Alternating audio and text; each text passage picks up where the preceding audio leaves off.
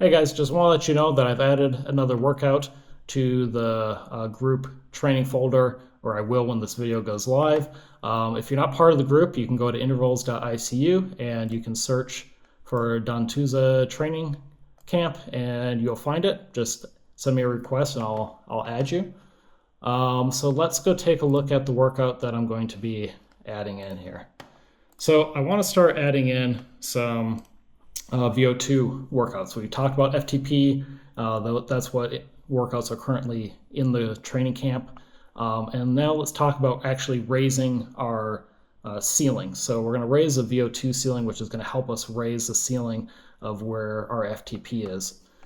One thing I want to point out with intensity intervals, and people sometimes get this wrong, especially if you start off on indoor training with Zwift, because Zwift adds way too much intensity into their workout schedule if you followed any of those workouts.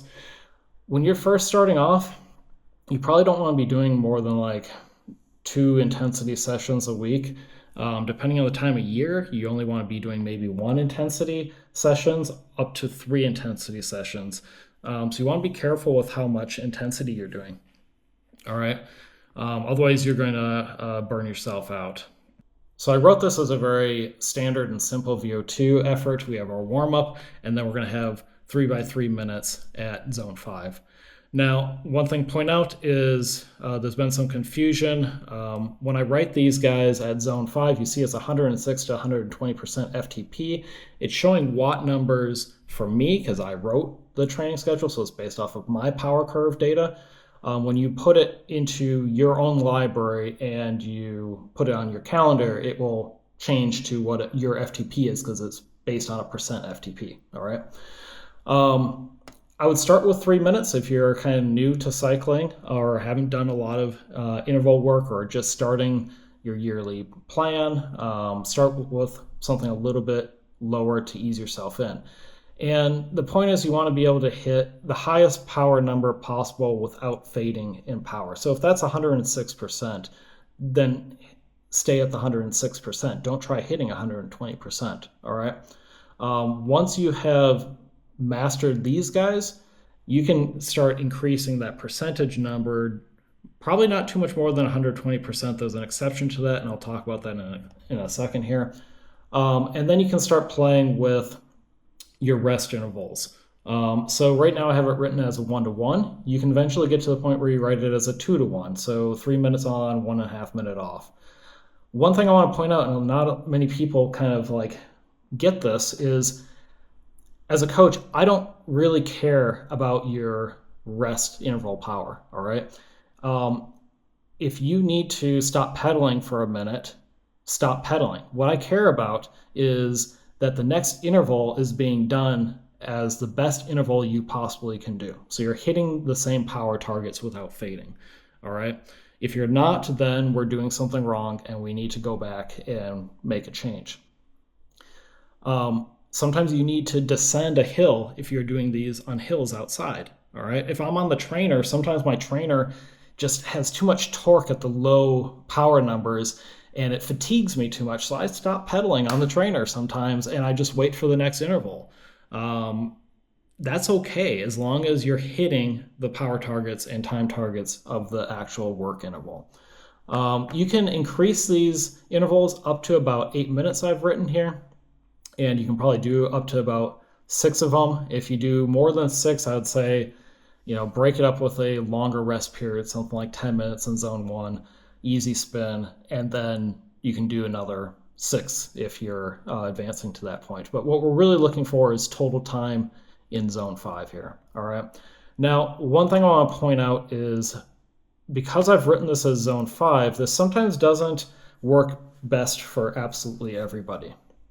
Let me give you an example of that. So for myself, my 5-minute power is actually higher than what my zone 5 is written as. And let me show you that. If I add a step here and we go to power, and I'm going to write this as a percent of my max power. So 100% of my max 5-minute power for an interval duration of 3 minutes. That is actually recommending that I do 320 watts or 122% FTP. So 2% higher than if I just wrote this as a standard zone 5 VO2 max interval. Now, what that tells me is that I have been doing good on my 5-minute all out efforts that I've been doing recently. And this won't work if you have not done a 5-minute effort if you write this for a max 5-minute power, because if you've only been doing 3 minutes, your 5-minute is going to be super low and it's not going to make any sense at all, and you're not going to get the work adaptations that you're trying to get. But if you're doing testing and you're doing a 30-second, a 1 minute, a 3 minute, a 5 minute, an 8 minute, a 20 minute at different days, obviously, and throughout the season, then based on your power curve, intervals can pull from those numbers and give you an exact number to actually try to hit. And this is how I like to actually do my intervals and write my intervals for. But I don't usually do this with my athletes right away because it's a little confusing. And sometimes if I'm just starting to work with an athlete, I don't really understand if their power duration curve that really was an all-out 5-minute effort. So I don't write it that way. I write zone 5, and then we try to learn what that 5-minute effort really is for that athlete. All right.